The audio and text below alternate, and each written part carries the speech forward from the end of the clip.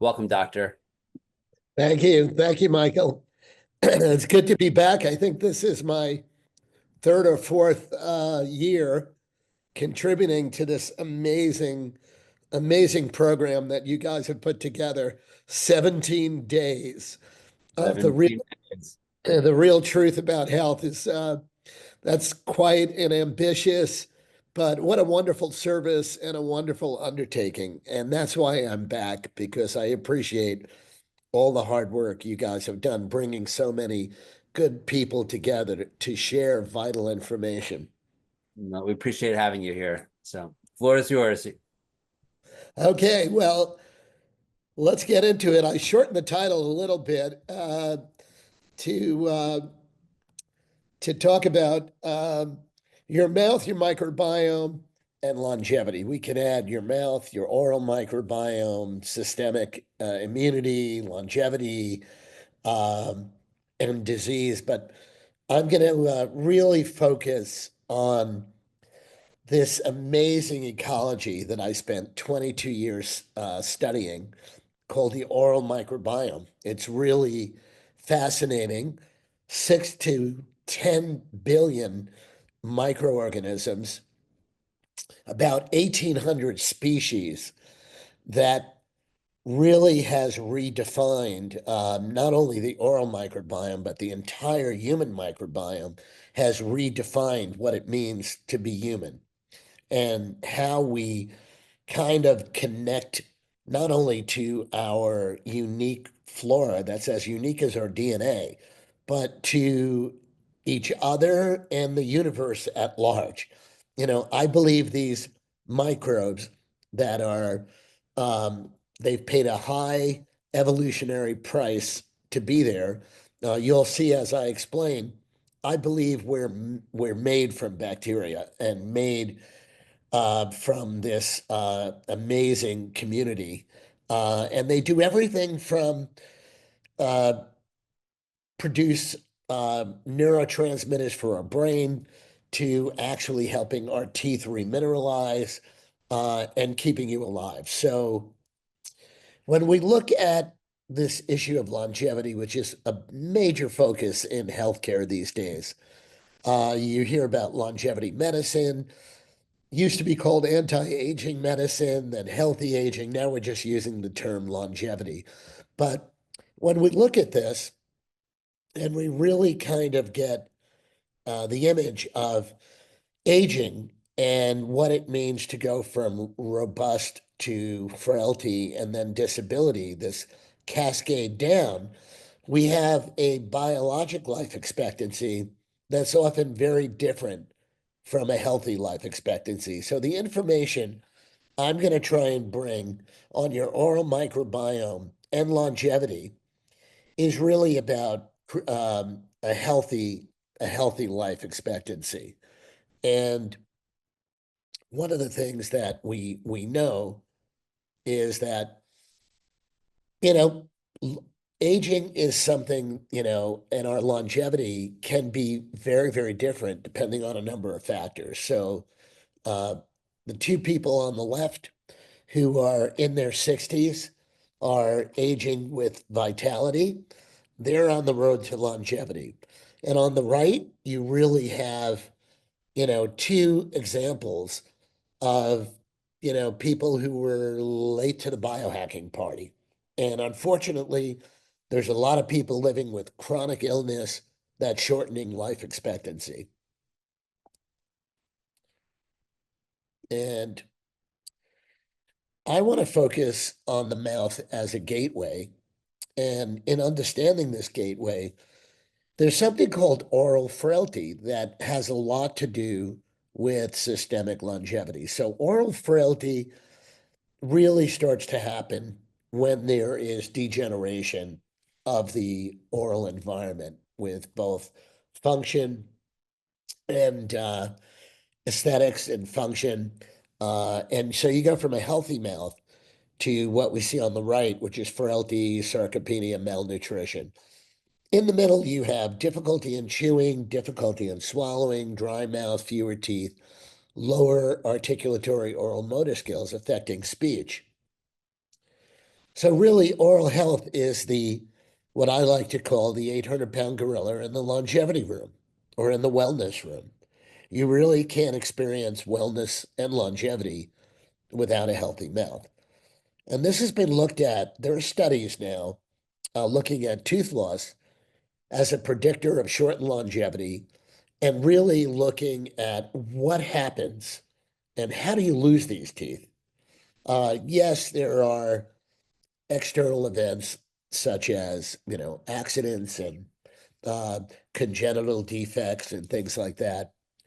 But this progression of, gum disease, what we call periodontal disease, and tooth decay or caries, and how that happens is really related to an imbalance of this essential ecology called the oral microbiome.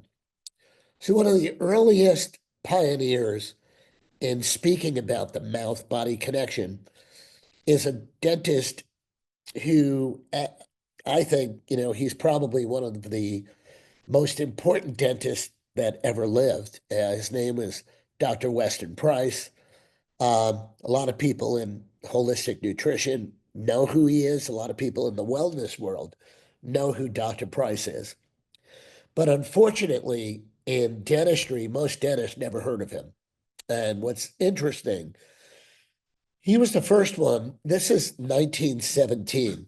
He was talking about the relationship of our knowledge of the of oral of mouth infection to systemic disease. So the status of our knowledge of the relationship of mouth infection to systemic disease, he was scoffed at, by the way. This was a presentation to, I believe, the St. Louis Dental Society on their 60th anniversary. And so this is in the published in Dental Review in April 1917. He did this presentation in 1916, and he was scoffed at. There was no understanding about how what goes on in your mouth really has this profound effect on the entire body. And what's also interesting to note, he was talking about diet and its relationship to oral disease, disease in the mouth. And he was talking about how more civilized diets, and what were considered more civilized, less primitive, less raw food, and more refined carbohydrates, and the complete degeneration of the oral environment. And that is really remarkable because he went beyond that to say, not only does it damage your mouth, and you see this breakdown and decay and gum disease and advanced tooth loss, but it actually negatively impacts the genetic expression in succeeding generations. Now, that was revolutionary. He was actually postulating on epigenetics, how what goes on in your mouth damaging your genes and affecting the expression of these defects in subsequent generations was really unheard of. Dr. Price founded the research arm of the American Dental Association. He's really considered the Charles Darwin of American nutrition. He was a renowned anthropologist going to different civilizations around the world, looking at diet and nutrition as a precursor to dental disease.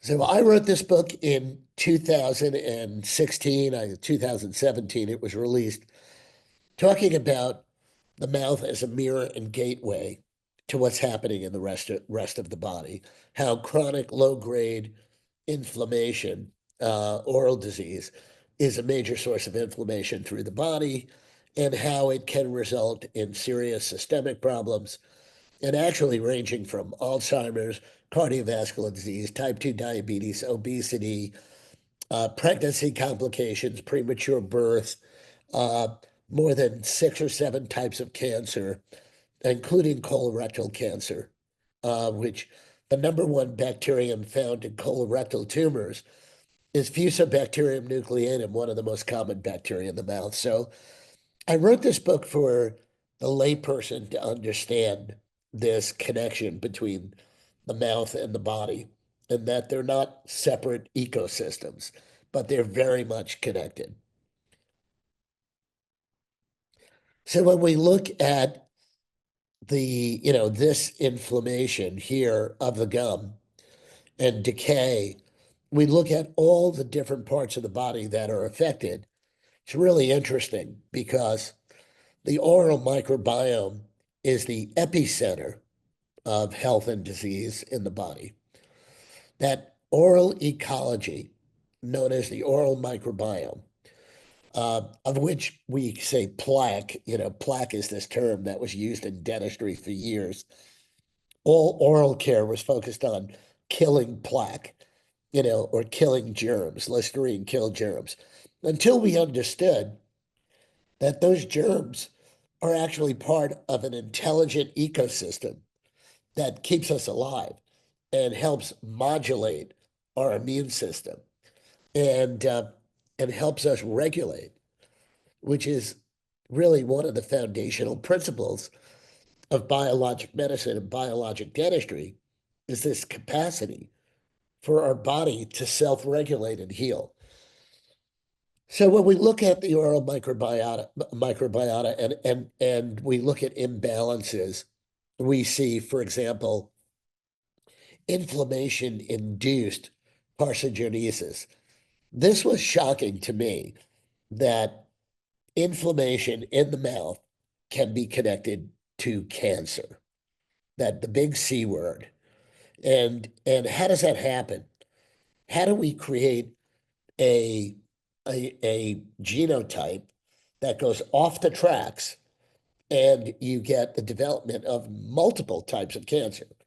Everything from oral and pharyngeal cancer to lung cancer, pancreatic cancer, gallbladder cancer, liver cancer, breast cancer, um, uh, colorectal cancer.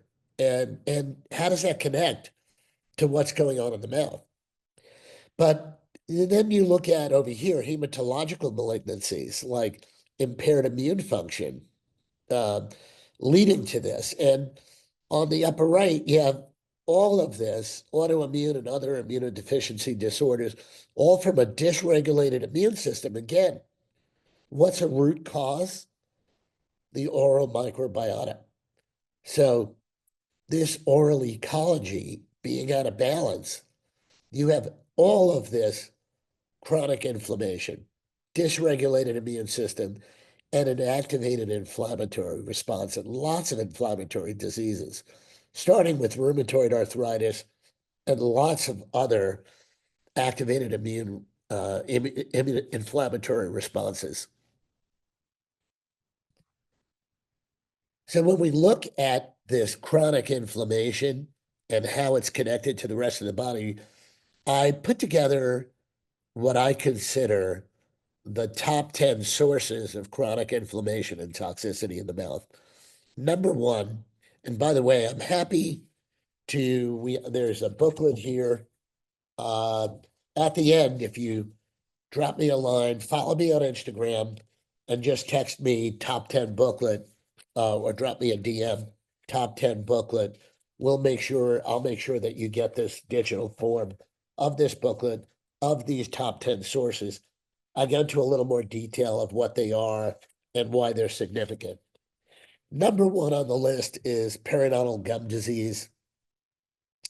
This is the body's number one source of chronic low-grade inflammation. It's been estimated that gum disease, from its early stage, which is called gingivitis, to advanced periodontitis, affects over 80% of the American adult public. And it's affecting younger and younger generations as well.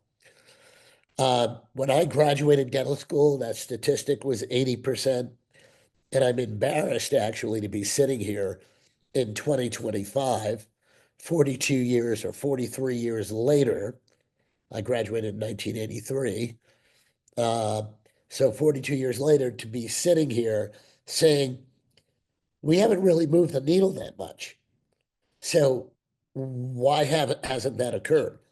And I think it hasn't occurred because we've had a very poor understanding of this ecology of the mouth and what we should be using in your mouth to promote balance, to promote what we call microbial homeostasis. You're going to realize that's the number one, if there's one change that you can make from this presentation for your entire lifetime, it's change what you're brushing your teeth with and use something that promotes microbial homeostasis or balance of this ecology, which results in rapid decrease in inflammation. Patients report come stop bleeding in 2 days. I mean, we've done clinical research studies. I spent over 20 years of my life focused on the oral microbiome and developing intelligent products that respect the science that's emerged, telling us you don't want to kill all this. You want to promote balance, what we call microbial homeostasis. One of the second sources of chronic inflammation and toxicity that I speak about, in this top 10 booklet is jaw osteonecrosis or cavitations. These are holes in the jaw. Cavitation is a slang term coined by an orthopedic surgeon, I think in 1931, who was biopsying mandibles, jaws of human jaws, and found these areas of necrotic bone where there wasn't, patient didn't report fever, pain, or swelling. So it's just these stealth infections.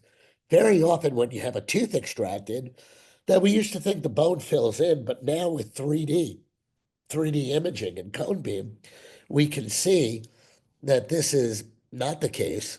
And there is a very, very uh, deep, very sometimes very large area of necrotic bone, just a hole in the jaw. What's the significance of these? They're a source of chronic low-grade inflammation. They can harbor a lot of pathogens. They can block meridian or energy flow from those areas. And the third molar areas, by the way, are on your gut. It's on the small intestine and the pericardium of the heart. So jaw cavitations can be found with a 3D cone beam. I routinely read these. If you go to, well, you'll have a link to go to my website. We do virtual consults for patients to look at all of these 10 sources of chronic inflammation and toxicity and see whether they exist in your mouth. So very easy to find and correct when found. So I created actually a protocol for jaw cavitations, and we'll be happy to send this to you as well. It explains what jaw cavitations are, why they're significant, and what the protocol is, the protocol to treat them. I go through all the steps. I go through all the information. I'm not going to take that much time going through that on this presentation, but just to know, cavitations are a source of chronic low-grade inflammation. They can occur in a number of different ways: extracted teeth, where the bone is not properly treated or grafted to allow resolution of the bone. In the old days, we used to think when you pull a tooth that the gums grow over and the bone fills in. That's normally what we think. But what we find now is that bone, in order to regenerate and heal in a bony socket that's left from a tooth that's removed, really that should be treated and grafted so that the cells that make new bone, called osteoblast, have a scaffold to be able to integrate, regenerate, and heal. So I go through the protocol that was created with that understanding, and we're happy to send that to you too. Again, there'll be information at the end of how you can get these. Let's talk about mercury fillings. Mercury fillings are another source of chronic inflammation and toxicity. Why? because dental amalgam, which is 52% mercury, is toxic. It is methyl mercury. Our bodies have an ability to chelate heavy metals up to a point, but a lot of times the accumulation of mercury, especially in the gut, causes all kinds of GI issues. And the symptoms of mercury toxicity and the symptoms of Alzheimer's disease are identical. So this is very important to be eliminated, but you've got to be really careful in taking this material out of teeth. If it's removed improperly without a proper protective protocol, you can expose your entire body to a huge amount of mercury exposure, more than when they're first put in. So taking them out has to be done safely.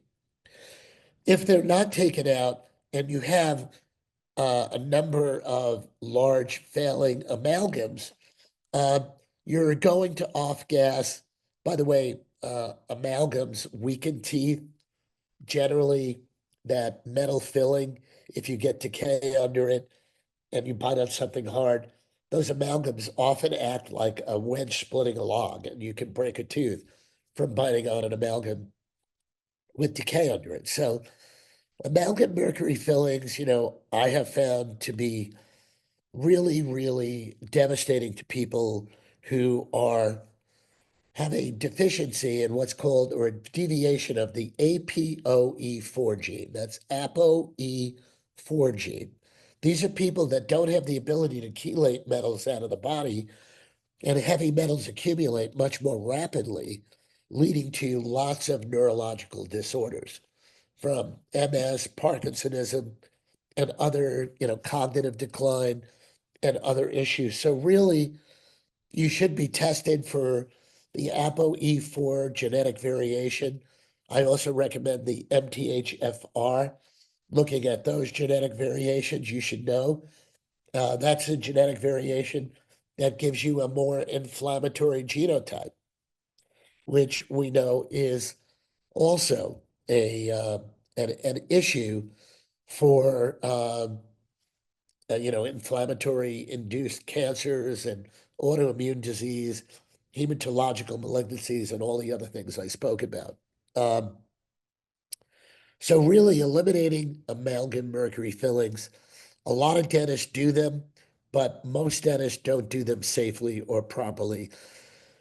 Another thing I want to point out is the relationship of number 3 on this list to number 7, which is the BPA containing composite fillings.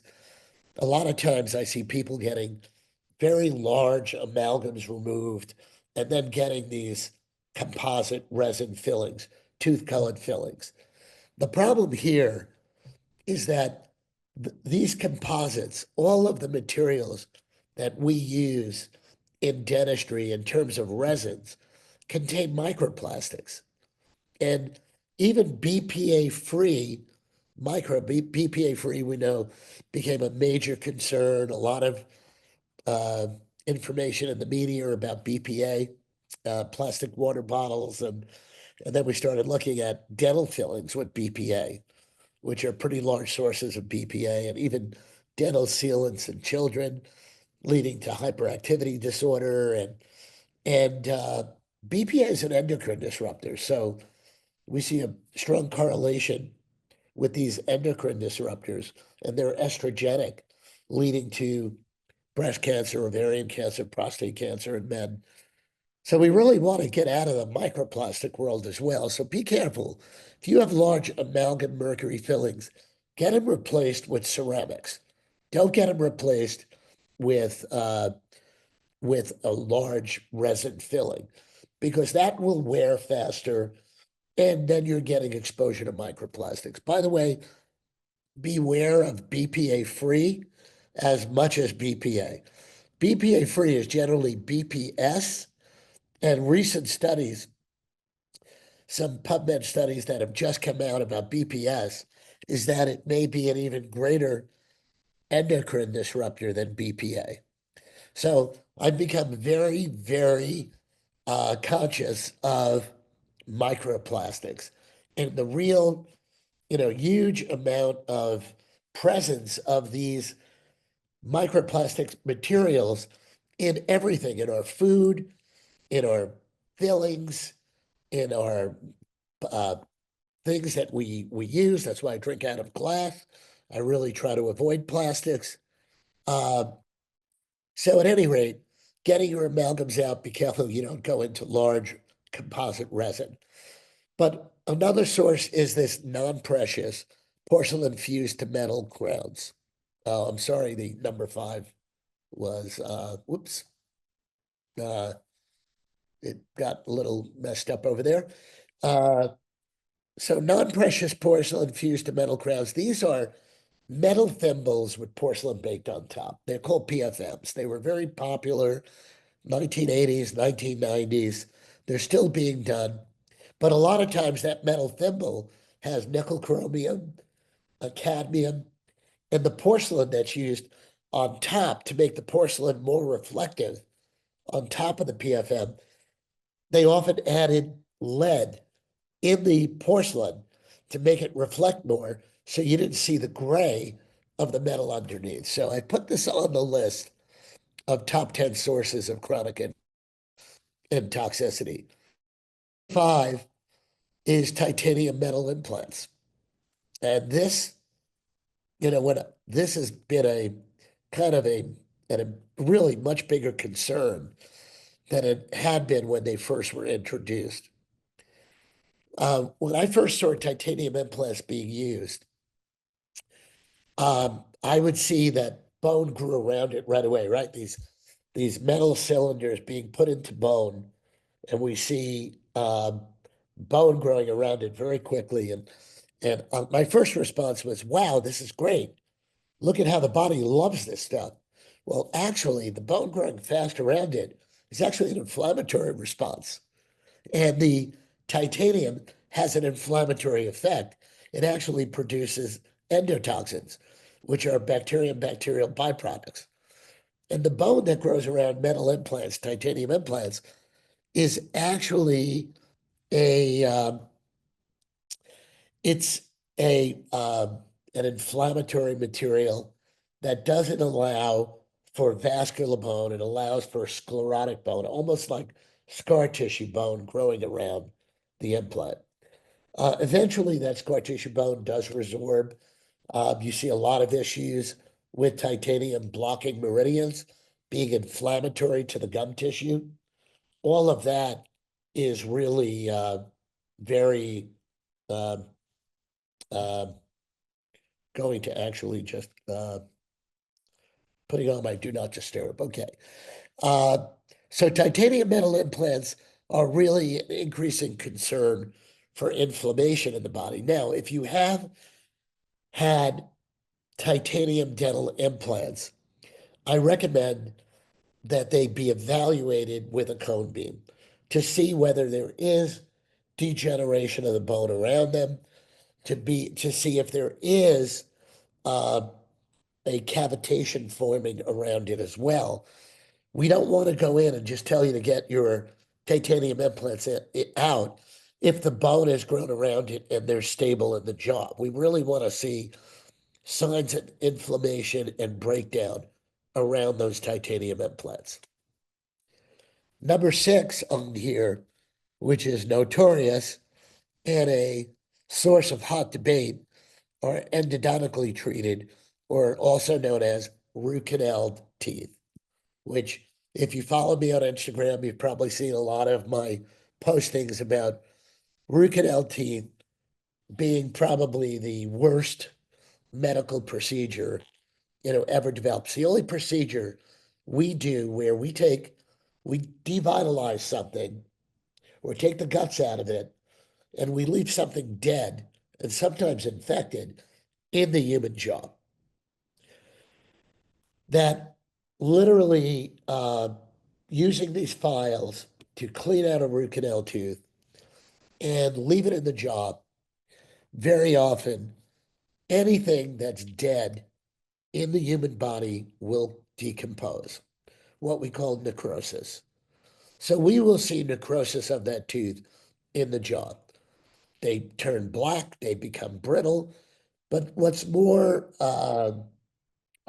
disturbing is what we see harboring in the miles of dental tubules and around the end of the root.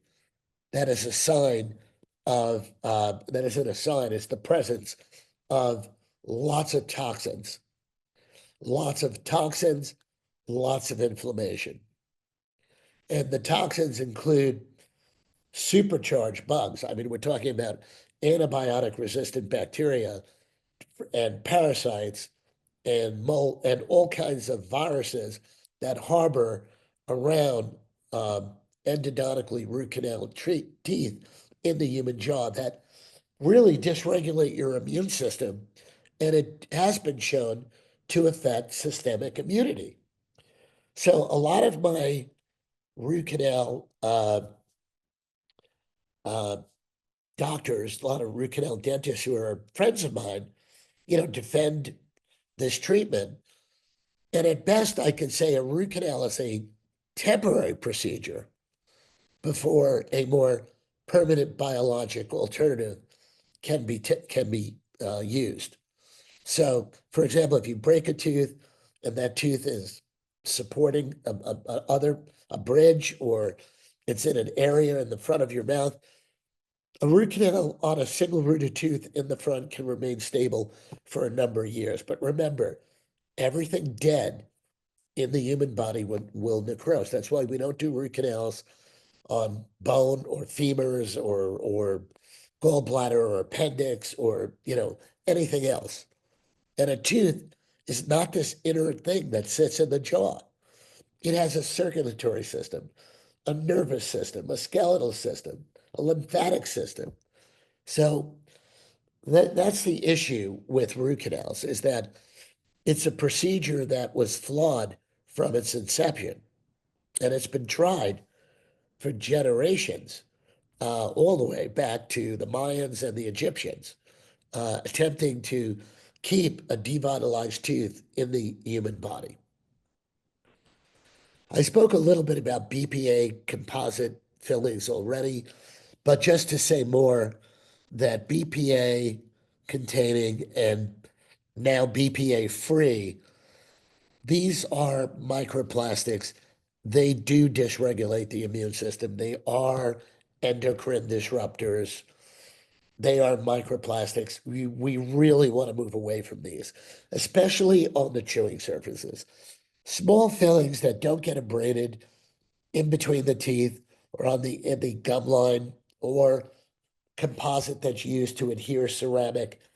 That is not as big a source of this inflammation or toxicity. It's really the chewing surfaces where you're wearing these composite fillings and swallowing this material. So I really am trying to move more into ceramic fillings.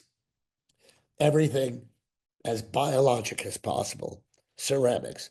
We used to use gold, even gold, which gold is a metal that is noble in the mouth, not like titanium, cadmium, lead, mercury, other heavy metals.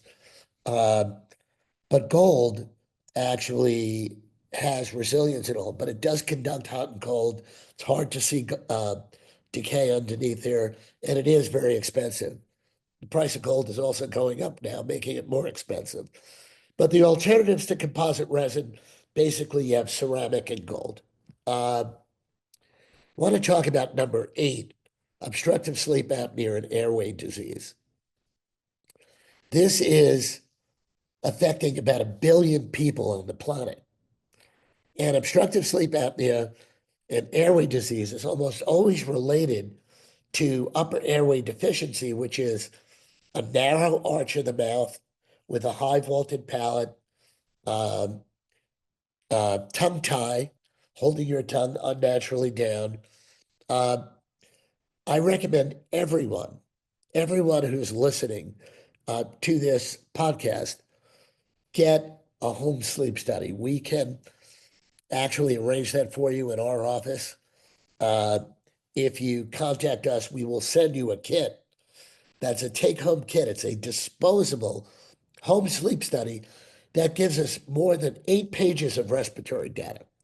Uh, and that includes how many times you stop breathing, uh, whether whether you snore, what side are you sleeping on. It'll tell us what your blood oxygen levels are through the night. Uh, Very, very important because obstructive sleep apnea and airway disease is related to heart disease, cognitive impairment, blood pressure, high blood pressure. I could give you a host, almost 82 comorbidities related to obstructive sleep apnea. Everyone, if you haven't, should get a home sleep study once in their life. And you'll get something called an AHI, an Airway Health Index, which gives us a good idea of what your what your health is in terms of your airway. And this is, I put this in the top 10 because it is a major source of chronic inflammation that could be shortening your life. So TMJ, dysfunction and occlusal disease, jaw and bite problems, excuse me, are really another uh, major source of chronic inflammation. We're talking about grinding, bruxism. You know, the TMJ, the temporomandibular joint, is the most innervated in the human body. So if you have a malocclusion bad bite, if you're experiencing TMJ, that is really causing dysregulation of your systemic immune system as well, and leading to this inflammation here, besides being very painful, can be very debilitating to the entire body. And number 10, harmful oral care products. We're going to talk about that because oral care has been a mess. And there's so many products in oral care, even natural dental products, that are not only ineffectual, but they're harmful. And we've embraced some of these newfangled artificial sweeteners like xylitol and erythritol, which we call sugar substitutes, that are chemicals. They're chemicals that are made by an industrialized process of hydrogenation. And two of them, erythritol and xylitol, make your platelets more sticky and have been linked to an increase in thrombocytic clots, heart attack, stroke. And these studies are emerging that these ingredients are not good for the oral and the gut microbiome. Very disturbing. It kills everything. So let's look at inflammation and toxicity in the mouth and just what it does. And so chronic inflammation, I had said before, this is a study from 2019, as a link between periodontitis and cancer, the idea that gum disease can be a precursor to cancer. And it's all because of the dysregulation of your immune system. The oral microbiome dysregulates your immune system, and it also is one of the principal causes. This dysregulated microbiome, dysregulated immune system, is a link of how gum disease is a major source of chronic inflammation. So this is talking about Fusobacterium nucleatum. What I was talking about is one of the top number one bacterium that's been found in colorectal tumors as well.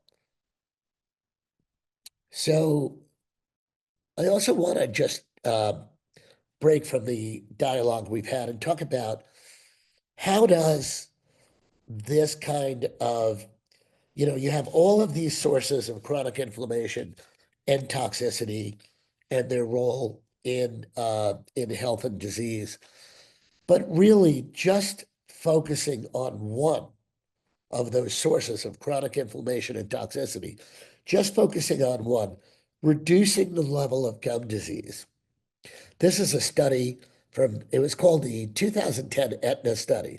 Improving oral health reduces healthcare costs an average of 21% for the costliest systemic diseases, 21% for cardiovascular disease, 23% for diabetes, and 19% for cerebrovascular disease. 21% savings in healthcare costs. Do you know how much that adds up to? It adds up to over $1 trillion, $1.029 trillion in healthcare savings in 1 year on the spending we are making right now in healthcare. Basically, if we reduce systemic inflammation by reducing the incidence of gum disease alone, we'll save $1 trillion. Did everyone hear that? We'll save over $1 trillion by just improving the health of the mouth, by reducing gum inflammation of gum disease. And that's a study that was done at Columbia University College of Dental Medicine on 145,000 patients.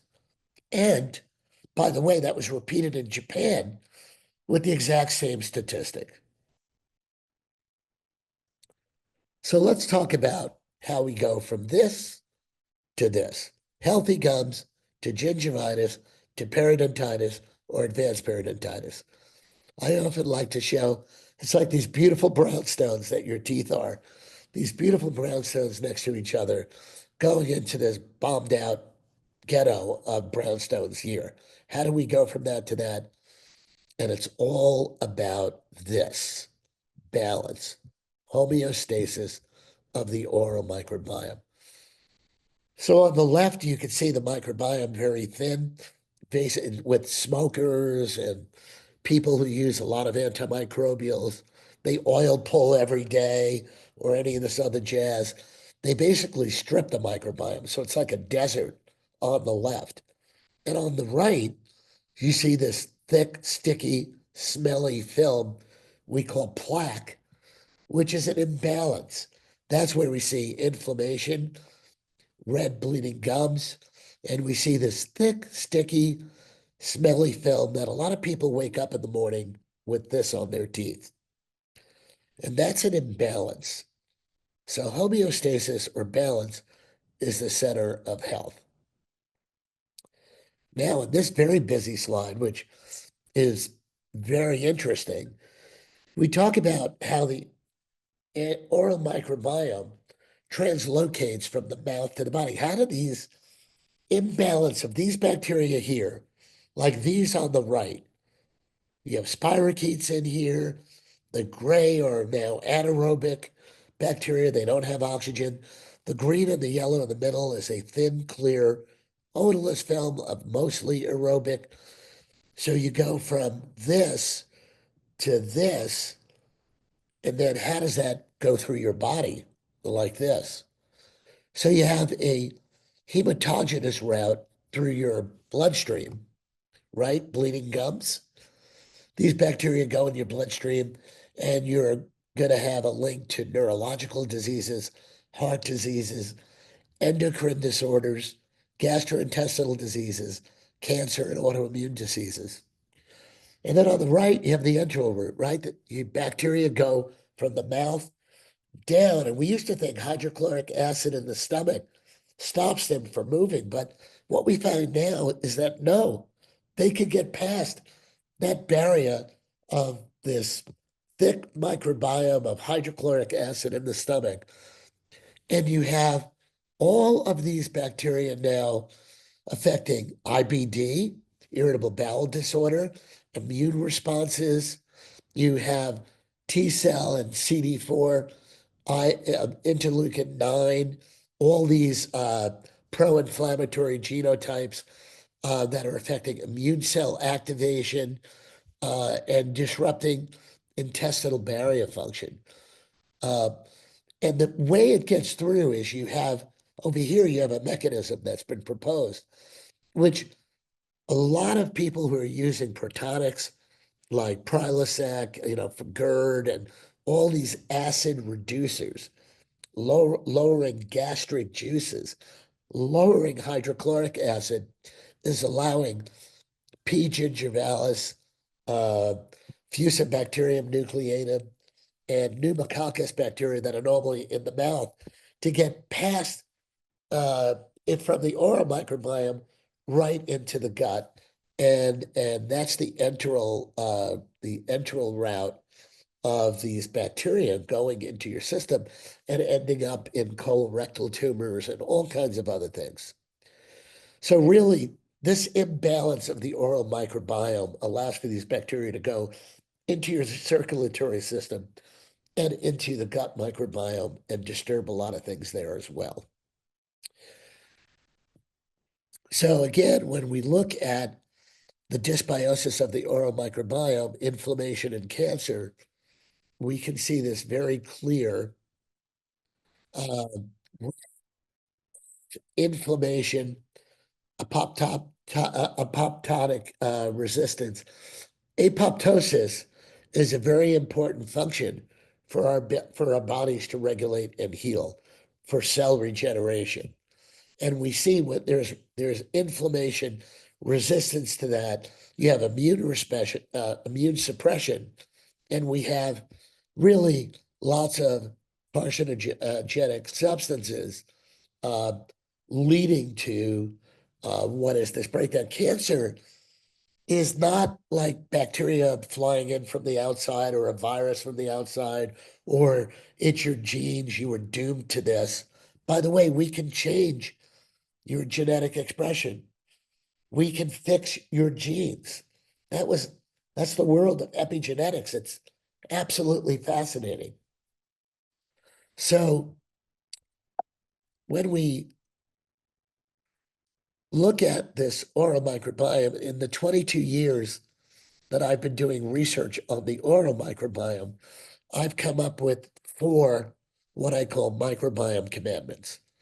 The first is we're made of microbes. As a matter of fact, I was giving a lecture down in Texas, Austin, Texas, to a group of biologic dentists.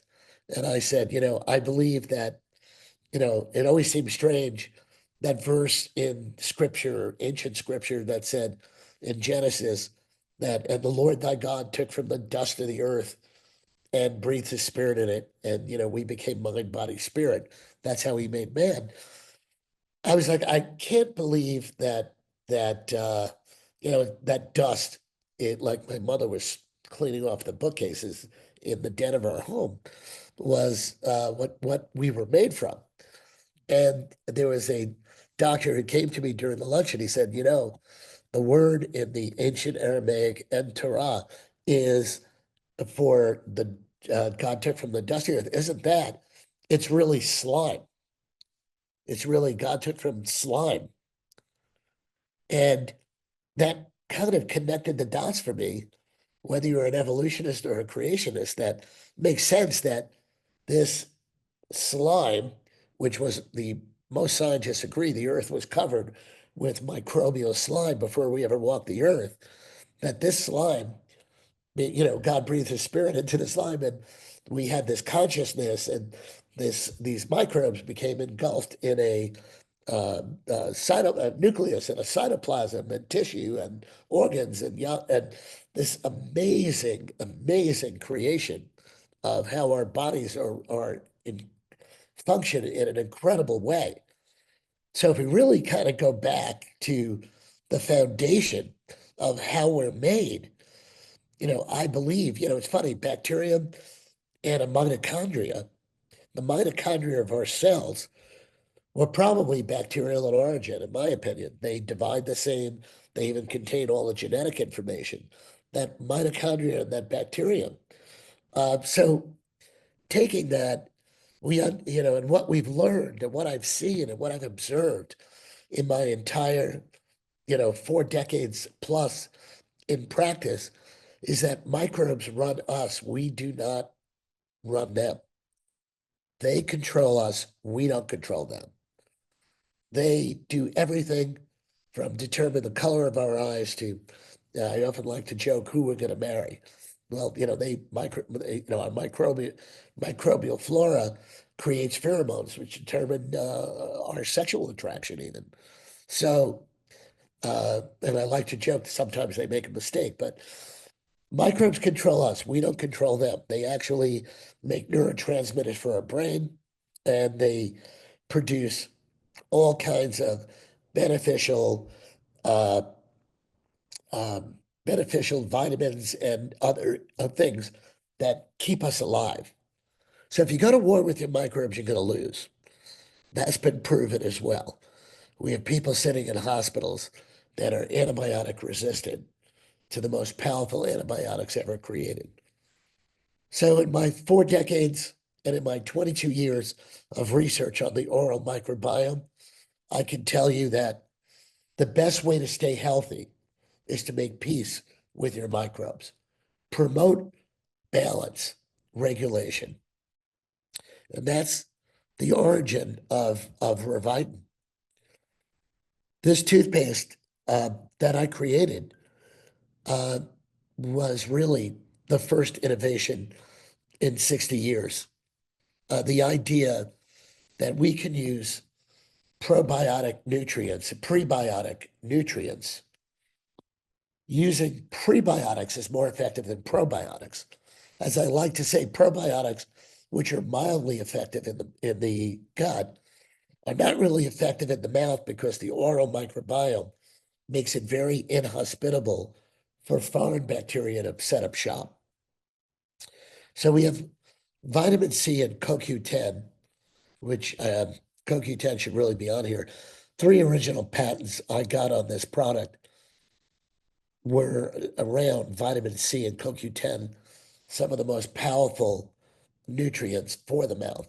As a matter of fact, there was a study from Japan in the 1970s that biopsied diseased gums and found that they were deficient in vitamin C, which is one of the most essential nutrients, vitamins. If I could get rid of every vitamin in my medicine cabinet except one, it would be vitamin C. Uh, CoQ10, a powerful cell energy enhancer. Then we put vitamin E, cranberry seed oil, a great prebiotic. We have MSM, which is a methylsulfonylmethane, stimulates stem cells in periodontal ligaments. And we have vitamin D3 and K2. We'll just go, sorry, I'll go back here. So you'll see that, Revitin has prebiotics and vitamins, balances the oral microbiome. It's safe if swallowed. I mean, I created this product to be safe to swallow. So just taking a little bit like this, if I did that with regular toothpaste, I'd have to call poison control. I'll show you that poison warning in a moment. We don't use any xylitol, fluoride, sodium lauryl sulfate, or any of these other chemicals. Diet GMO-free, antioxidants and CoQ10. 15 years of clinical studies. And what's interesting is how it whitens teeth. Because when the oral microbiome is a thin, clear, odorless film, it doesn't absorb stain like plaque does, causing intrinsic and extrinsic stain on teeth. So the 3 takeaways that we got from our 15 years of research with this have been: 1, microbes are necessary for oral health. You don't want to kill germs. You don't want to be xylitol kills streptococcus mutans bacteria and anything, I love essential oils, but Tulsi oil, uh, peppermint oil, um, clove oil, tea tree oil, these are natural pesticides. So when I was on the Martha Stewart show, I talked about basically time for doctors to get out of the pesticide business. And what I'm promoting is organic gardening for your mouth. So our clinical research from the beginning was pretty remarkable. And what we showed that in 7 days, we reduced inflammation more than 3 months in the study done by Colgate Total. By the way, this inflammation goes up. So this is the amount of reduction of inflammation. This value will go down, showing increased inflammation the longer you use Colgate Total, which basically had a non-biodegradable pesticide called triclosan.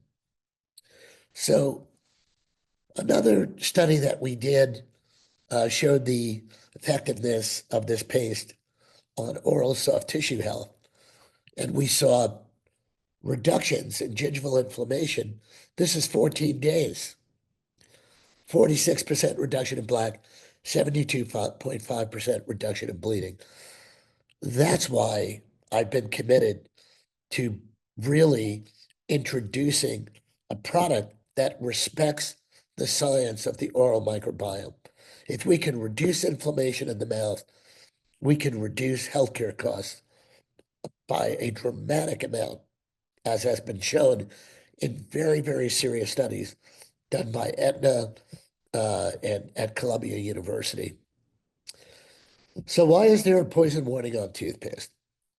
I always find it very, very amusing when toothpaste warning, keep out of reach of children under 6 years of age, and they put it on the back of children's toothpaste uh, that has a Disney character on the outside.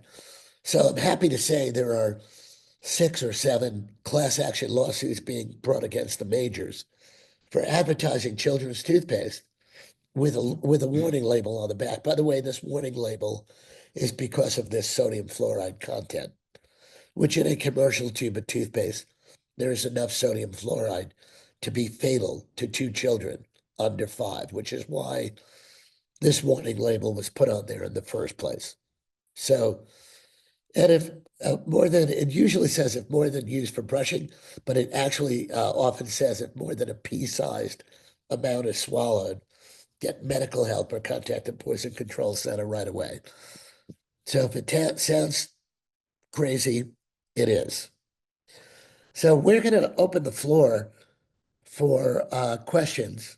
I think we have 30 minutes for questions, and I'll be happy to answer as many as we can. Again, you can contact me at Dr. Jerry Curatola.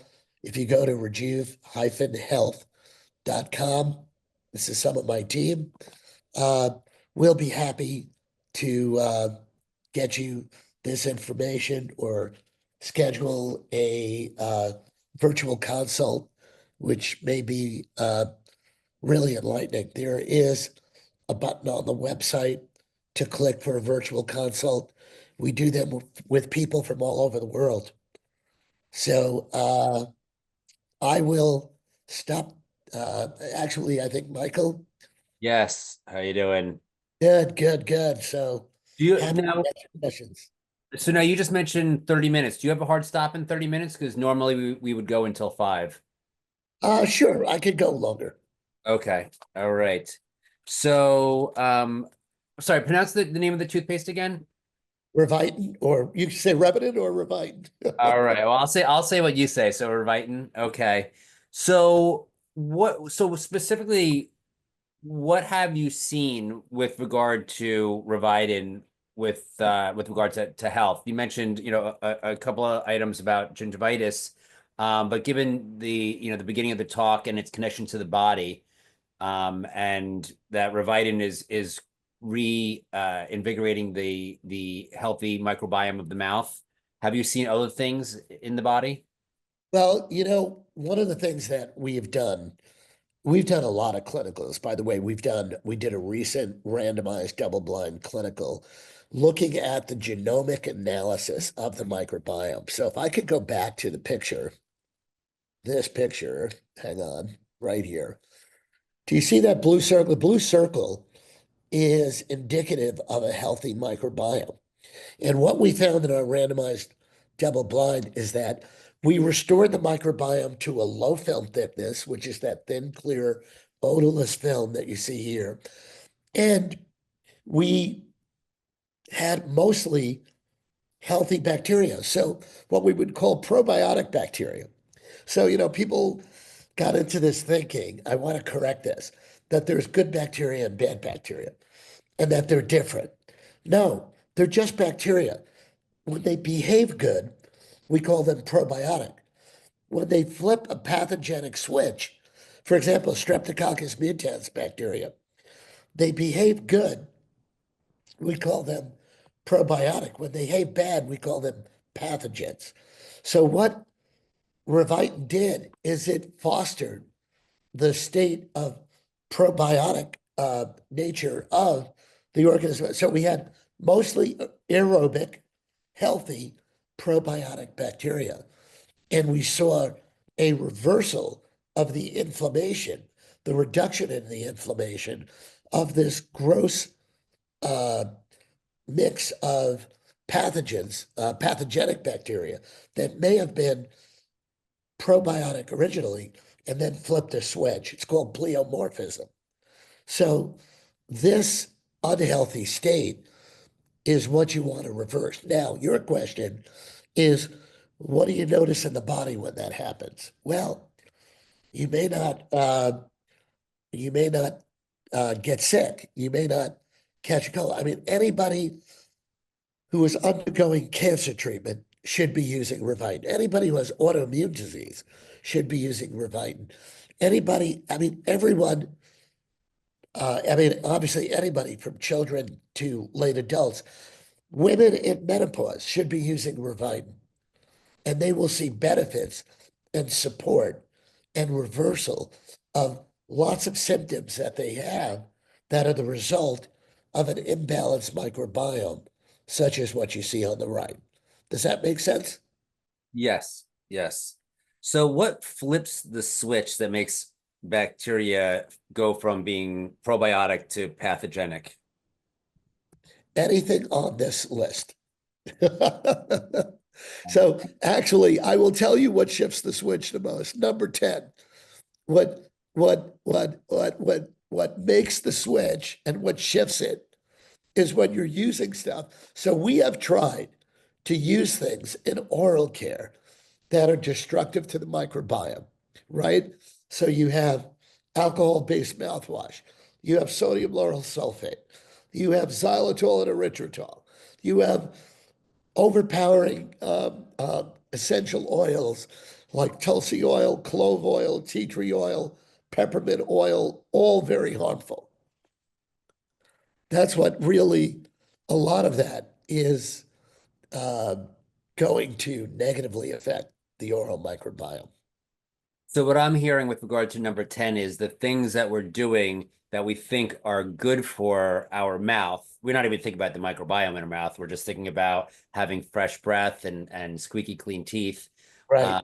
Though the things that we're doing to be good are actually the most detrimental to the health of the Right. mouth. This concept that was put into people's brains, along with fluoride being like a nutrient. Like if you don't have fluoride, you're going to get cavities. That is totally disproven.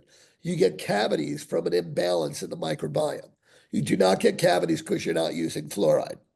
As a matter of fact, using fluoride is destructive to the microbiome. Using fluoride is destructive to your body. Using fluoride, by the way, the element on the periodic table is fluorine, F minus or FL minus. I forget what it is.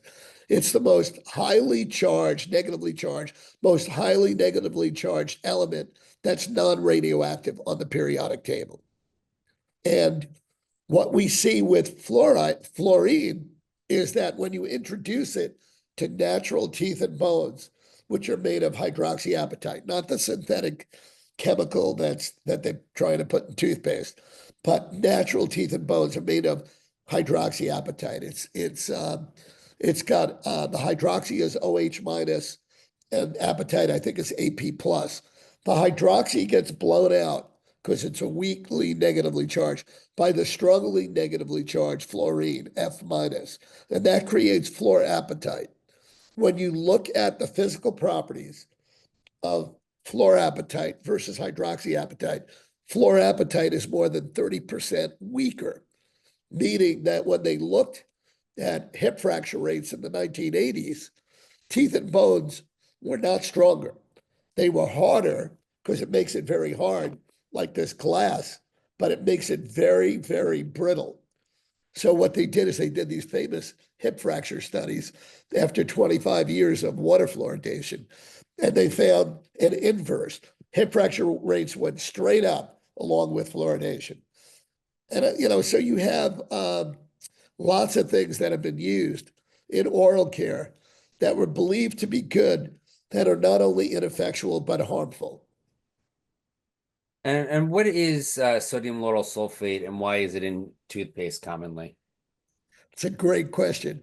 Sodium lauryl sulfate was an early ingredient in the manufacturing of toothpaste. And who were the early manufacturers, the early developers of toothpaste? They were the soap makers, Procter and Gamble, Colgate, Lever Brothers, and such. And so one of the principal ingredients in toothpaste was SLS, which is sodium lauryl sulfate, which made the toothpaste foam up like a soap. It was thought of as a healthy soap for your mouth.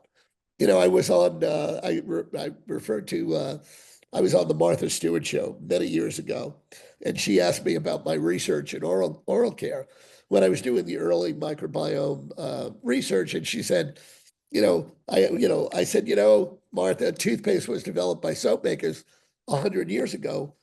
If my mother used to say, if I said a dirty word, she'd stick soap in my mouth, but I was brushing with it unknowingly.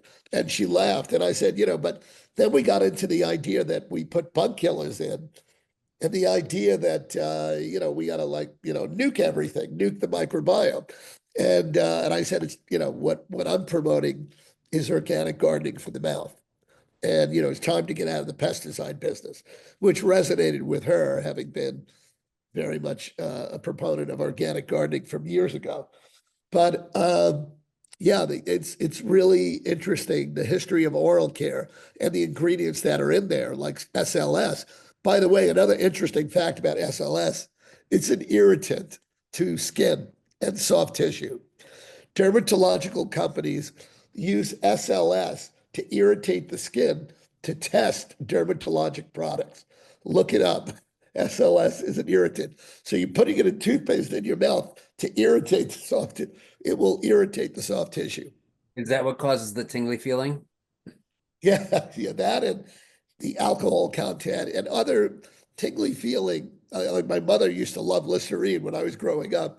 She was like, that burning feeling is it's working. It's working. Yeah, it's working to destroy everything. And what's the impact? I know Mike Greger has a video on SLS with regard to canker sores and how it makes canker sores worse. Is that your experience? Yeah, well, that's a study from the University of Oslo in Norway that showed that canker sores, the connection between SLS and canker sores. So if you get canker sores, you want to use an SLS-free toothpaste, minimally use an SLS-free toothpaste. That's why, I created this. This is much more than that, but sodium lauryl sulfate was one of the first ingredients to take out. In order to make this product foam up a little bit, I actually use a natural cactus extract called qualia extract. And qualia extract, saponaria, actually helps with foaming, but it's a natural organic material. Every ingredient in here is organic, right down to the calcium carbonate is organically sourced. Is the foaming agent in there just because people expect their toothpaste to foam and they like it, as opposed to it actually having a meaningful effect on cleaning the teeth or building the microbiome? Yeah, I mean, it's an emulsifier, so it's predominantly for exactly what you said. People want to feel a little bit of foaming action. So, does Revitatin help with gum recession?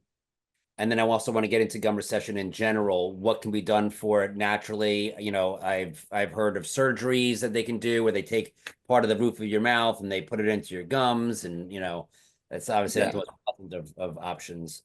So the first thing I want to say about gum recession is it's really bone recession. The gums follow the bone. So your gums can't recede. Think about this. Your gums can't recede if the bone isn't resorbing. So the first thing that happens is bone recedes, then gums get irritated. So if your bone is here and goes to here, very often the gums will follow. If the gums don't follow, you end up with these deep gum pockets. You'll hear the dentist say, or the dental hygienist will check your gums and say, oh, you have a 5 millimeter pocket, a 6 millimeter pocket. That's from bone resorption. Now, the real question is, what causes bone resorption? And the answer is inflammation. Dysbiosis, or an imbalance of the oral microbiome, will result in inflammation and resorption of bone, which causes recession of gums. You can use, by the way, you can use Revite as a gum mask. You can literally rub it on your gums and leave it on. And what it will do, it will immediately stimulate. It'll reduce inflammation and stimulate. One of the ingredients, what I was talking about, is MSM, is a powerful connective tissue enhancer. But we found in our research, it actually stimulates stem cells in the periodontal ligaments, which helps to not only maintain, but restore and get reattachment of the gums to the teeth.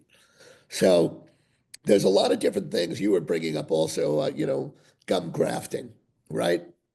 Never, ever, ever get gum grafting if you don't stabilize your periodontal condition and the condition of your bite. So I was talking about excuse me. And by the way, I'm going to try and go to 5, but if my voice doesn't hold out, because I was lecturing all weekend and I had a hoarse voice, so I apologize. No worries. Excuse me.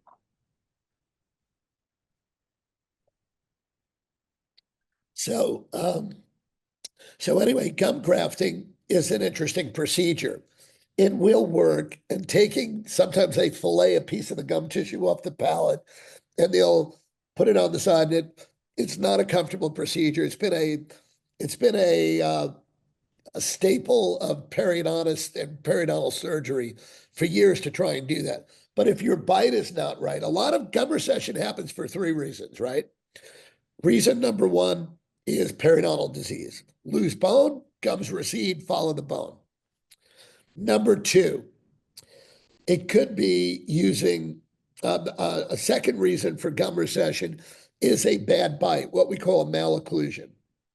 When you have a malocclusion, you develop things like gum recession and also what are called abfractions, ABFRACTIONS. Abfractions are a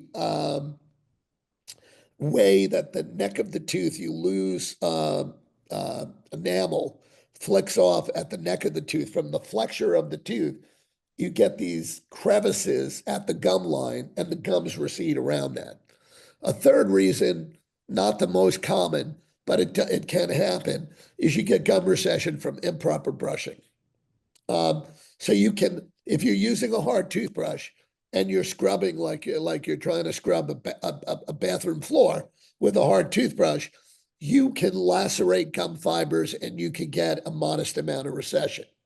But you really, I mean, that's one that, I've had so many patients tell me, oh yeah, I had recession. My last dentist told me I was brushing incorrectly. And I'm like, no, you've got gum disease. You've got a malocclusion. We can do grafting. By the way, there's another technique called the pinhole technique, which is a relatively new periodontal surgery where we actually can raise the gums like a curtain where there's generalized gum recession. So those are 2 different things that can be done. Both the grafting of taking gum tissue from the palate and grafting it to an affected area, or with generalized gum recession, there are some newer techniques that are pretty interesting. One of them that people can look at is called the pinhole method. So is there any way to naturally get it to come back down, or once it's up generally? The problem is like if you lose bone, it's really difficult, especially if it's horizontal bone loss. It's difficult without grafting to get that bone tissue to come back. So you're not going to regrow bone vertically. There are ways, by the way, that we can do laser periodontal surgery. What we do in our office is something called LNAP, LNAP, and it is a laser that when you have angular bone loss, so if a tooth is here and the bone loss is here, it'll get the bone to grow back against the tooth. So we can stimulate this regenerative bone with a laser, an erbium wavelength of laser that stimulates the division of the cells that make new bone faster to grow the bone back. What was an angular defect can be really remarkably heal and recover. And what is what is the term resorption? What does that mean? Bone resorption is the bone kind of dissolving, the bone loss, and we call Okay. it bone resorption. It's bone loss. Okay. And um, so on the list of 10 causes that you had, diet wasn't one of them. What is the role in diet in oral health, and to the extent that oral health determines the, your health in general health? Diet and nutrition is a cornerstone. And in my book, actually in my book, and I can even give a link.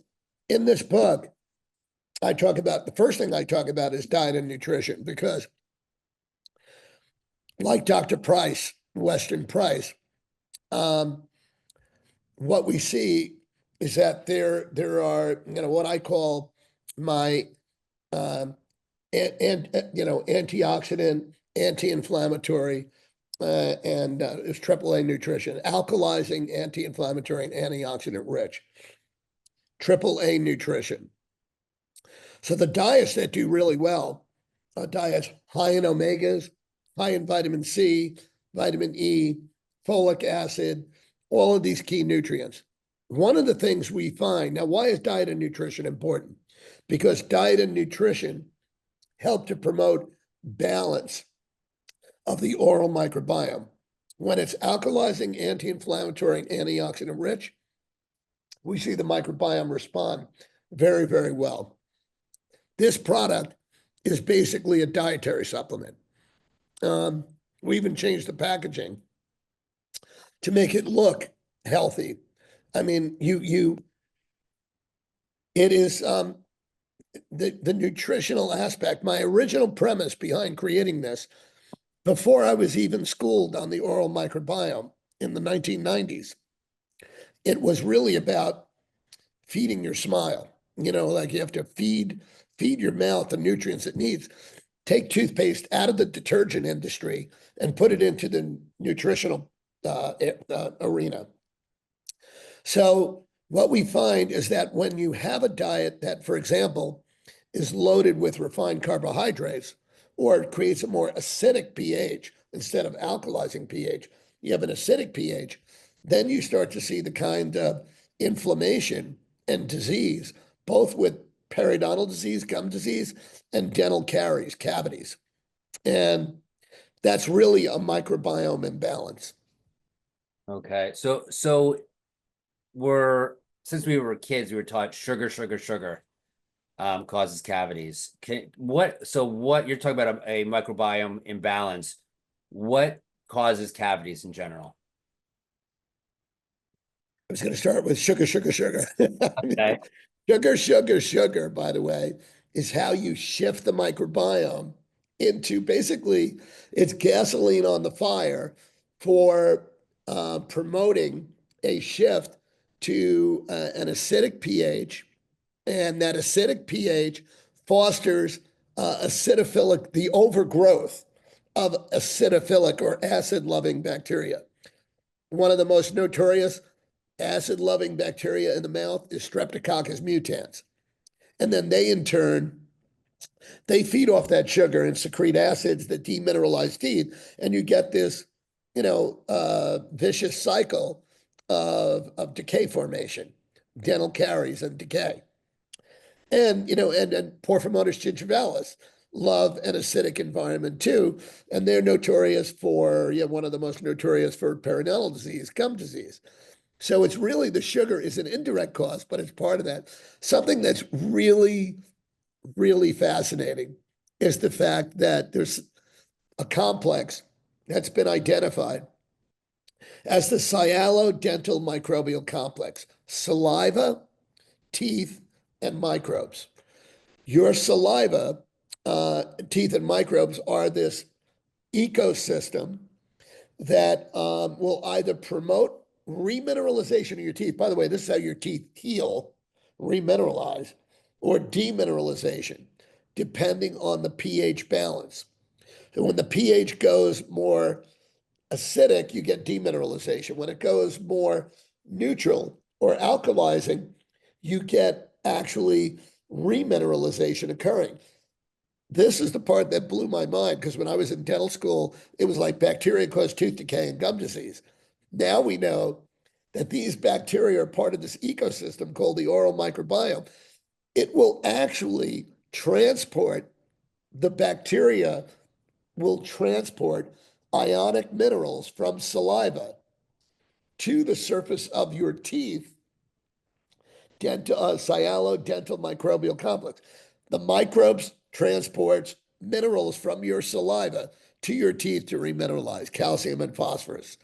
You don't need to do nano, micro, hydroxyapatite or any of that. What you need is a healthy microbiome, period. And conversely, you will actually, that whole system breaks down. By the way, those microbes also transport molecular oxygen to your gums and take away free radicals or reactive oxidative species from your gums. So you have this whole amazing metabolism that is made possible by this intelligent semi-permeable membrane called the oral microbiome. It's really fantastic. And it's the opposite of what we were taught all these years. So when you say sugar, what forms of sugar you're referring to? Is fruit problematic? No, I mean, we look at glycemic indexes. For example, blueberries are wonderful, right? They have a low glycemic index. They're really good. You get into eating raisins, you're going to have a high sticky, sugary content. Those are going to be more cariogenic, what we call cariogenic or cavity causing potential. Certain fruit is great.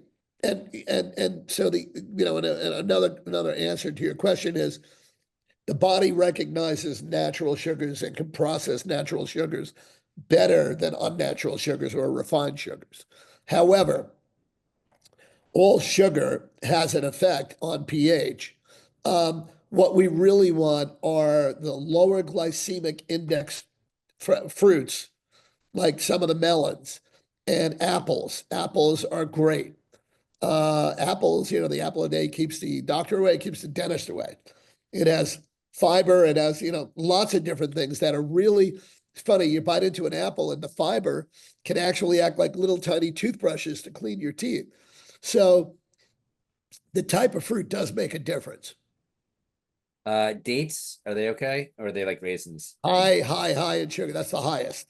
And think about if a candy is sticky and sugary, it causes cavities faster. Same things with fruit. If fruit is sticky and sugary, it'll cause a cavity. Now, dates are great in lots of other ways, right? Loaded with minerals and iron and great nutrients. I think dates are a great healthy source of sugar, but you've got to be careful if you're eating dates and it's sticking to your teeth, and they're sticking to your teeth, they will end up causing that pH shift, and they can be cariogenic. What is plaque? And is the plaque in our mouth related to the plaque in our arteries? That's another great question. Same word, indirectly, yes. Just believe it or not, the atherosclerotic plaques in your arteries have been found to have oral microbes in the wall of it, right? So if we go back to the picture that I had, I don't know if you can see. Are we sharing or no? You can share your screen again. I'm just going to go back to it because I You're thought not that sharing. You're not sharing it currently though. no, I got it. Hold on. I'm going to try and share the screen. Here we go. Oops, nope.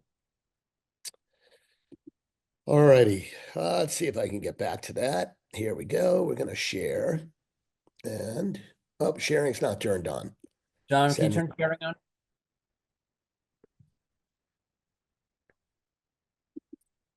All right, I'm sharing. Here we go. Uh,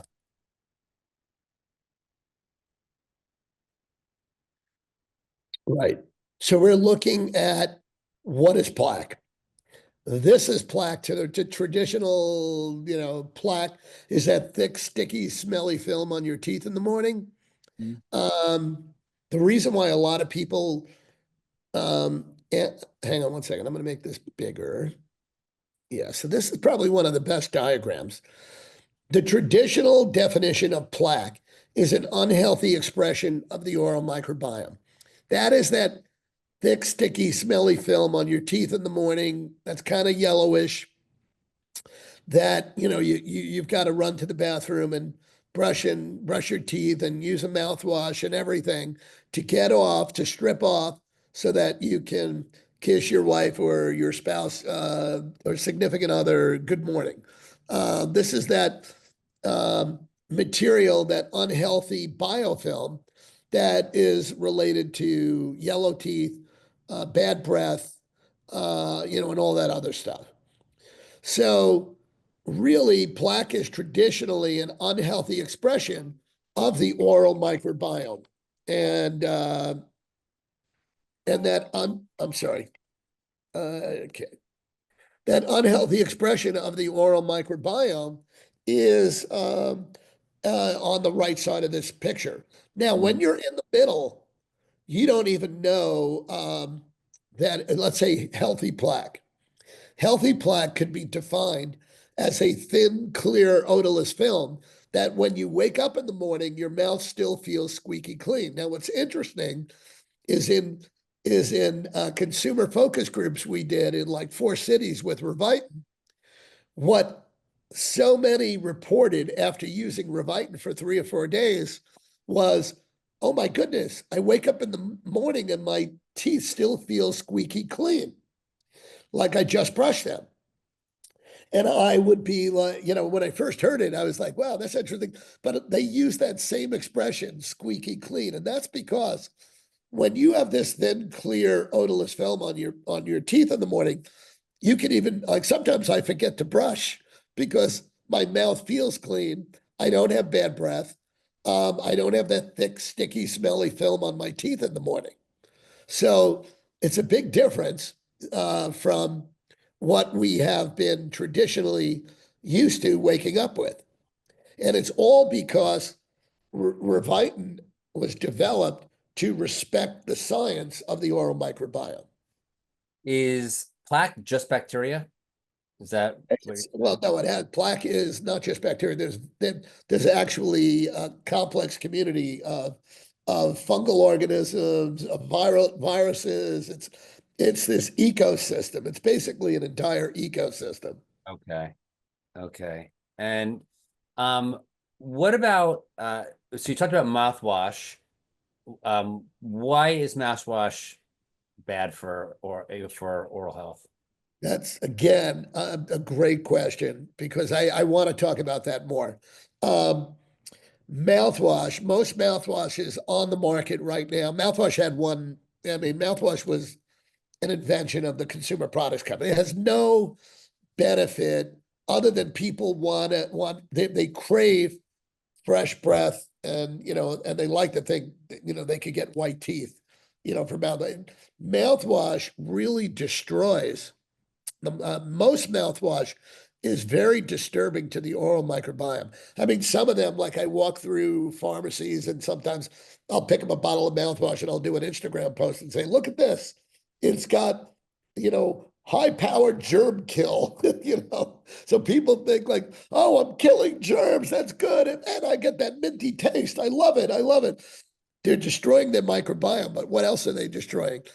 Your oral microbiome produces nitric oxide, which is essential for your cardiovascular system, your circulatory system, your immune system, your nervous system. Nitric oxide. The oral microbiome converts nitrates into nitric acid.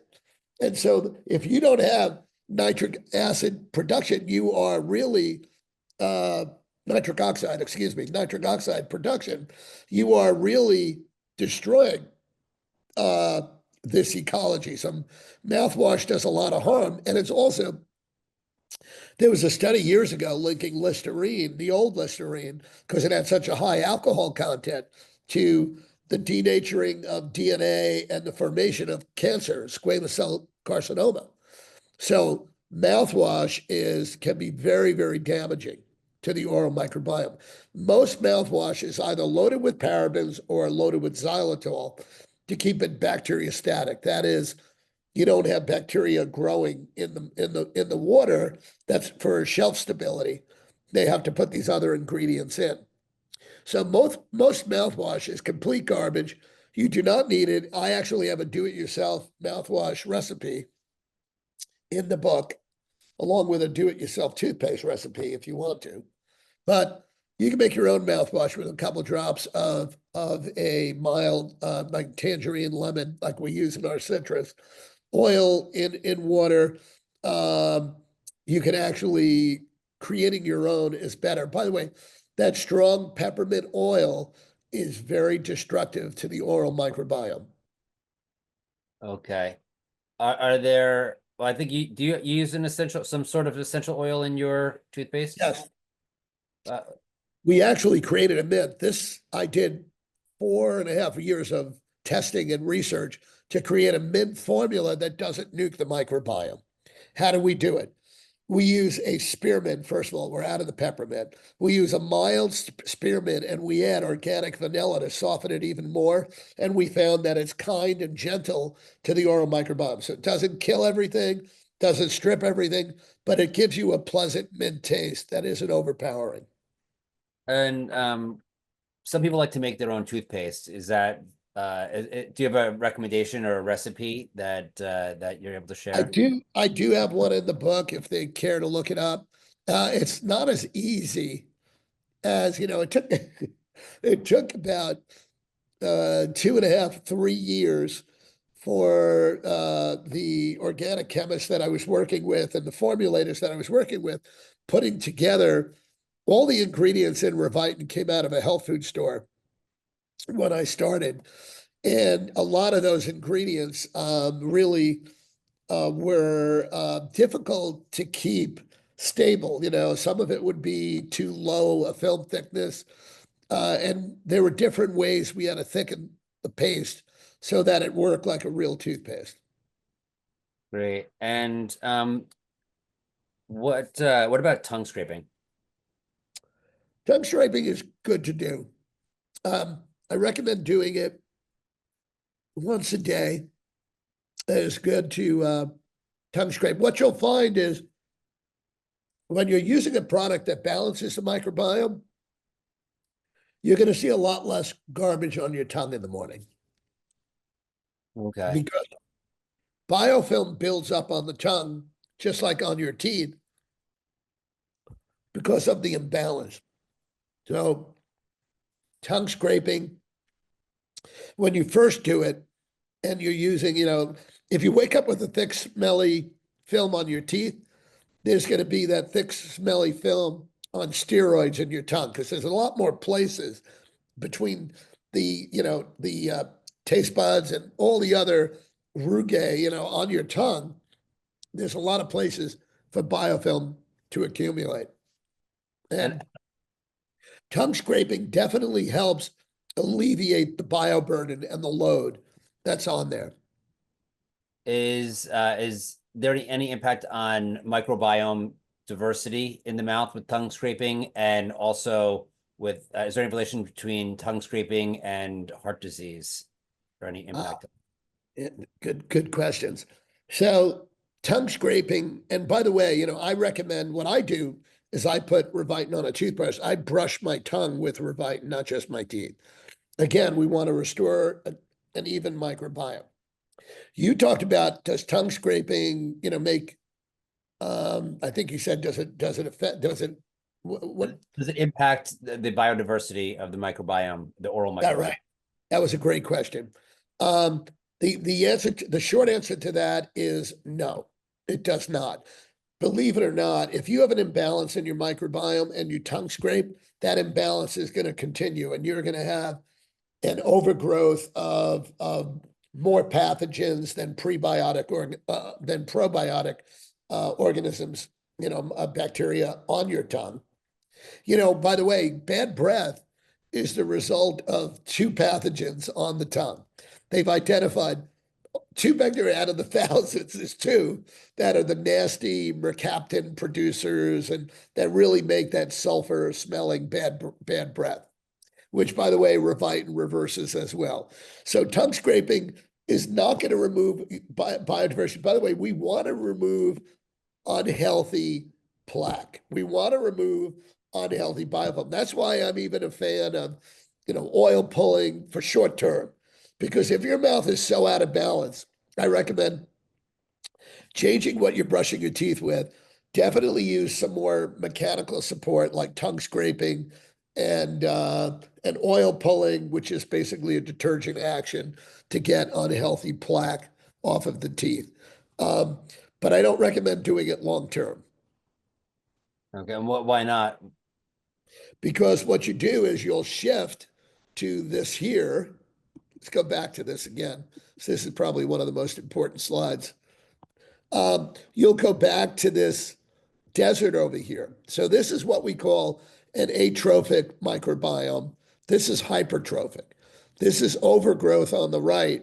This is the desert on the, so you have a desert on the left, and then you have a jungle on the right of scary lions, tigers, and bears here. And in the middle, you have this healthy forest. Beautiful, clean, green trees and fresh air.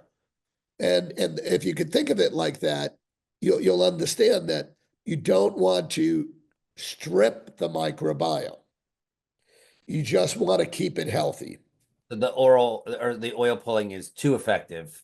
So Well, what I find is oil pulling, patients who have oil pulled consistently end up with an atrophic microbiome. Now, what is an atrophic microbiome? They end up with gum recession. People get gum recession. They get sensitive teeth because the microbiome is stripped. The microbiome actually keeps your teeth from getting sensitive. Remember, it takes minerals from saliva to patch up the holes in the enamel and the holes in the cementum around the root of the tooth. So you get this transfer of ionic minerals from saliva to the teeth with a healthy microbiome. Molecular oxygen to the gums. If you keep stripping that microbiome, you do not have that sialodental microbial complex at work anymore.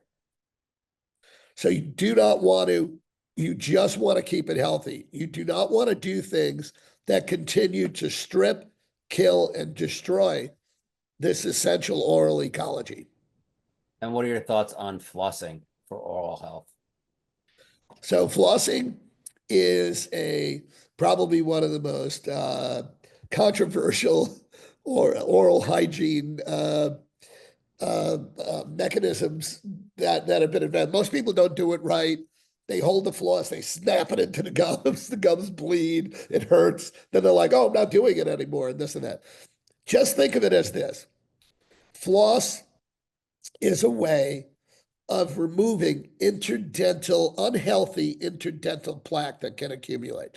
Unhealthy plaque forms first in between the teeth.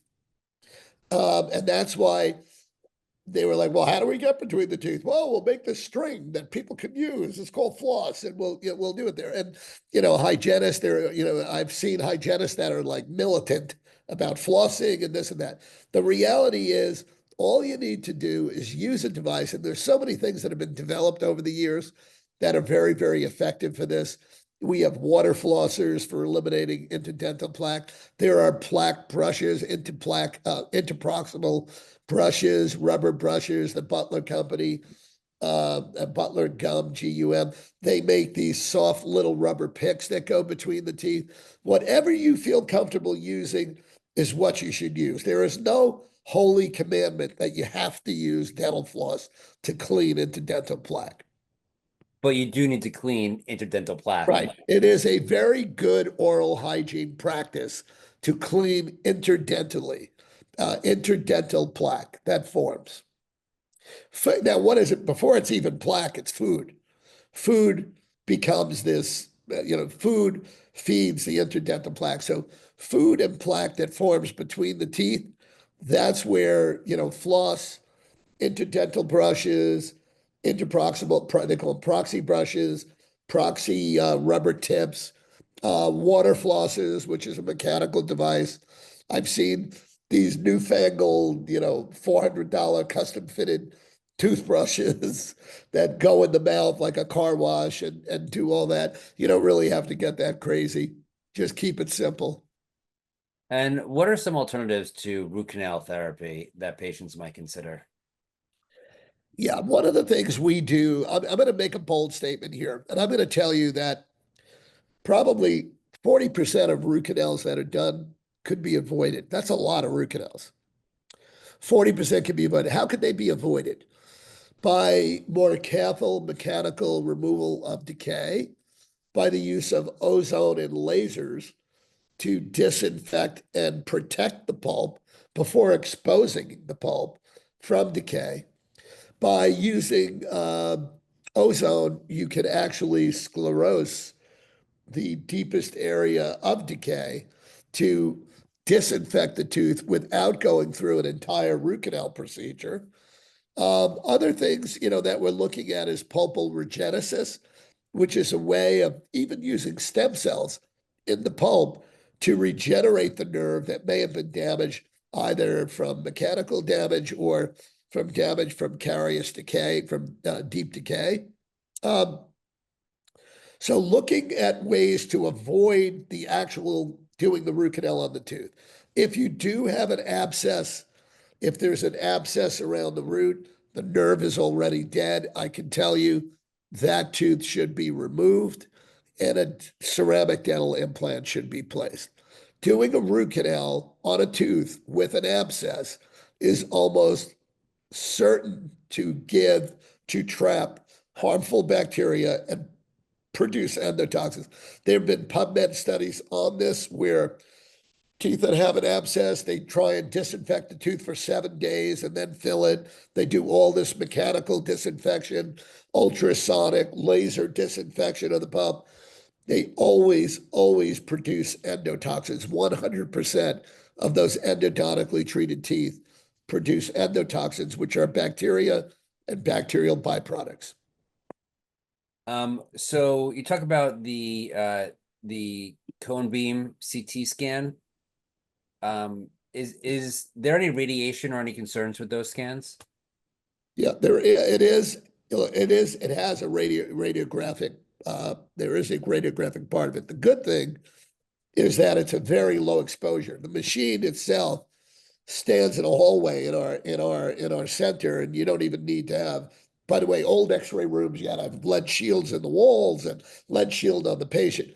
It's digital, so there's probably 90% less exposure than a conventional dental X-ray. So there is an exposure. It's very low. One of the things that we do in our office is we use a lot of supportive herbals. So we have a thyroid support that we use, and we always make sure the patient is protected. I will tell you, though, the amount of information that we get from a 3D cone beam is extraordinary. It's a game changer. But we try to avoid the other x-rays because the other x-rays, the small, what we call periapical films, that dentists want to always take, they want to keep taking them, keep taking them, keep taking them. Those we've cut down on dramatically because we really don't need them as much. We're able to see, we're using transillumination with no exposure to x-rays to transilluminated tooth to see decay. And then we're using a lot of the cone beam gives us everything that we need. And the exposure from one cone beam is about the same as a full set of dental x-rays. So it gives us everything and it lasts more than, it's diagnostically useful for a lot longer period of time. Is that the best way of seeing if you have cavitations? It's the gold standard. The gold standard is a 3D cone beam. There's a new ultrasonic device called the Cavitat, Cavistat. I don't know if it's Cavestat or Cavitat, uh, that was developed in Europe, but it is, it's you really get multiple images. It'll show you where there's a lack of bone density, by the way, the Cavitat, Cavestat, but it is really kind of like finding a coin in the sand with the bleeping device. Cone beam shows you exactly the dimension, the shape, the size of a cavitation in the jaw. And no, if you have a cavitation, does it necessarily mean you have bacteria in it? Another good question. Just because you have a cavitation does not mean that it's pathogenic and it's causing problems and all that. I will tell you this. It is a vulnerable area. And by the way, what we're noticing right now, and this is a scary statistic, over 80% of people that have had their wisdom teeth taken out in the past have some sort of cavitation. Does it mean everybody needs cavitation surgery and it should be treated? Absolutely not, in my opinion. What should happen is, A, you should know if you have it or not. B, we should see if there are any comorbidities or other issues. Do you have leaky gut? Do you have a heart arrhythmia? Because, by the way, the meridian for the third molars, wisdom teeth removal, cavitations, are the small intestine and the pericardium of the heart. So do you have Lyme disease? Have you had Lyme disease? Have you been diagnosed with Lyme disease?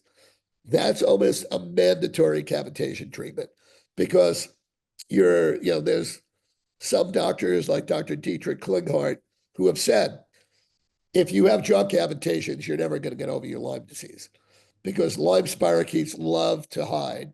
And these are warm, dark, moist areas in the human body that don't have a good circulatory system. So they're kind of immune to the cleanup that you get in other areas of the body with your immune system. So getting into these cavitations, we have three objectives. By the way, I will send this this protocol to everyone explaining, what cavitations are and why they're significant and how we treat them. But the three most important things are to get into the cavitation, to disinfect what's there. By the way, we take a pathology sample when we go in, so it can be analyzed. Then we do a disinfection of the area with laser and ozone and other remedies. Then we will decorticate the surrounding bone. But we really want to get in there atraumatically, get it disinfected, and get a circulatory system there so the bone can really regenerate and heal. So you want to get in, you want to graft it, you want to make sure you have a good blood supply to that area. And are CT scans and the subsequent treatments, are they typically covered by insurance? Many times they are.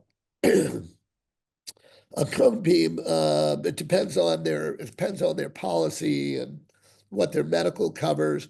But a lot of patients that we work with, we have a company that helps identify what insurance coverage they may be entitled to for surgery in the jaw. That's not dental, it's more medical than dental. In other words, these necrotic areas of bone in the human jaw that are causing medical issues. The patient has had, for example, mold exposure, which is very debilitating.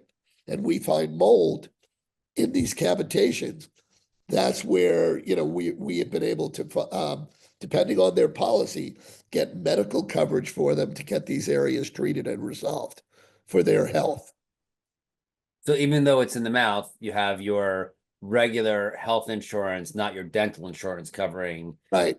Medical coverage, people should know medical coverage can cover different types of disability and diseases in the mouth, like cysts, like osteonecrosis, osteomyelitis. These are medical issues in the human jaw that are covered by medical, not dental. So the symptoms, as I've heard them that you've mentioned with regard to cavitations, have been more systemic symptoms. Are there any particular local symptoms that would give someone an indication that they may have a cavitation? It often can manifest, and when it does this, you have to be careful because you can sometimes get a dull, nagging pain here in the third molar area.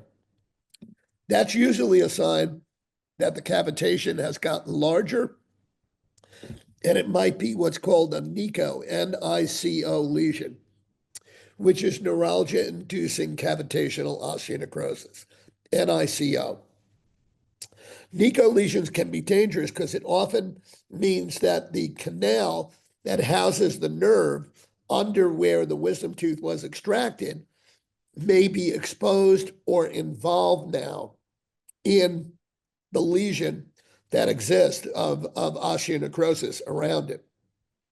So that's one of the symptoms. Matter of fact, NICO lesions have often been confused and diagnosed as trigeminal neuralgia by oral surgeons and dentists who are like, well, we can't explain the pain. We don't see a cavity, and they're using a two-dimensional x-ray of the adjacent teeth, when in actuality, it's a NICO lesion, which, see if I have a picture, can look like this. Okay. So that's why it's important to get a 3D cone beam and have them diagnosed properly. I'm sorry to say that many dentists don't really diagnose cavitations well. They were never taught. One of the great things, and I'm happy to announce on this show, is that I'm actively working with a group of people to establish a university program where we're going to train, teach, and certify in a major dental university in the near future. I can't announce which one yet until the papers are signed, but we have someone making making a large endowment to establish an institute to teach the principles and protocols of biologic dentistry, because that's really what's needed.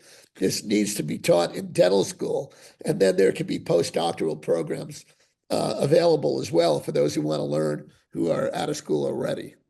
Congratulations on that. Thank you. So we have about a minute left. You mentioned sleep apnea as an issue. What works for sleep apnea?